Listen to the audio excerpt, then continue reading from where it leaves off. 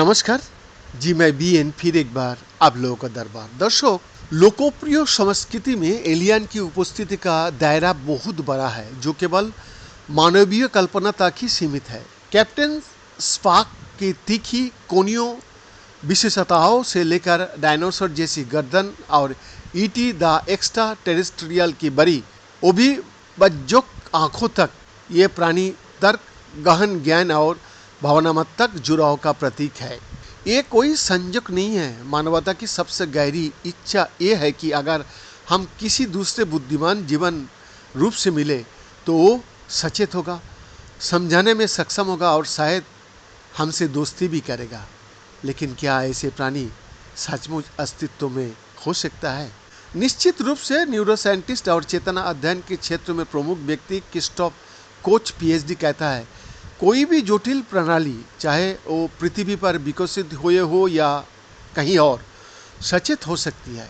वो चेतना किसी कि कैसी दिखती है, ये पूरी तरह से एक और मामला है।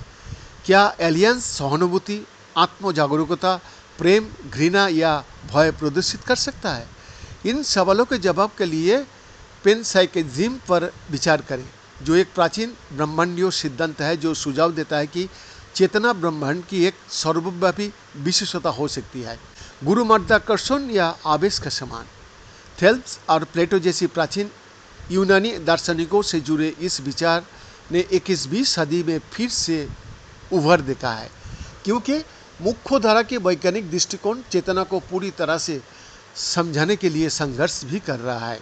कोच, जो वर्तमान में वाशिंगटन के सिएटल स्थित जैव विज्ञान गैर लाभकारी संस्था एलन इंस्टीट्यूट में एक मेधावी अन्वेषक के रूप में कार्यरत है, वो कहता है, भौतिक प्रक्रियाओं से शुरू करने और उसमें से चेतना प्राप्त करने की कोशिश करने की बजाय हम चेतना से शुरू करते हैं और उसमें से भौतिकी प्राप्त करने की कोशिश करते हैं।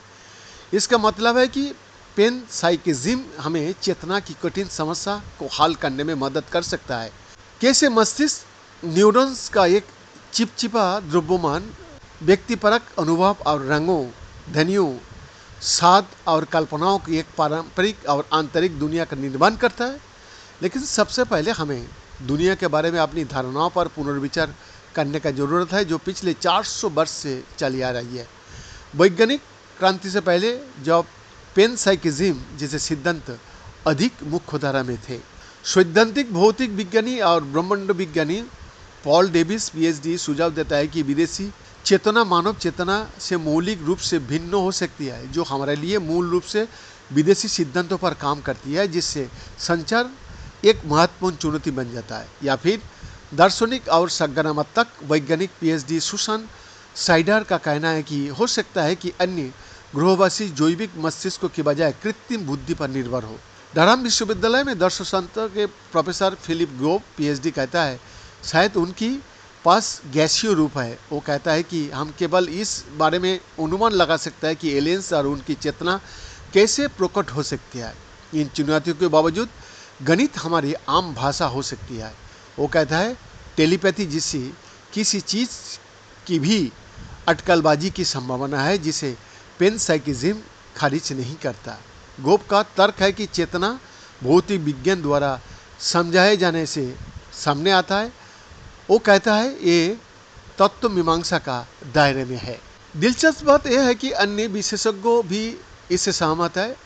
सही घटनाएं, टेलीपैथी, पूर्वज्ञान या साइकोकाइनेसिस जैसी असाधारण घटनाएं जो वर्तमान वैज्ञानिक समझ के दायरे से बाहर और ये पैर क्षमताओं के अस्तित्व की ओर इशारा करती है। एलियन चेतना को समझने में महत्वपूर्ण भूमिका निभा सकती है। इंस्टीट्यूट ऑफ नायोटिक साइंसेस के मुख्य वैज्ञानिक डीन रेडिन पीएचडी कहता है, सही घटनाओं के पर्याप्त मॉडल के लिए संभवतः ऐसे दर्शन की आवश्यकता होगी जो पैनसाइकिज्म की तरह दिखते हो, वो बताता है। फिर भी कुछ विशेषज्ञों पैनसाइकिज्म पर पूरी तरह से संदेह करता है। सेटी संस्थान के वरिष्ठ खगोलशास्त्री सेट सोटेक्स पीएचडी का तर्क है कि चेतना का विकास केवल इसलिए हुआ क्योंकि ये जीवित रहने में सहायता करती है। वो कहता है, प्रकृति वास्तव में केवल इसी की परवाह ही करती है। बीएन का एक एक्सक्लूसिव रिपोर्ट।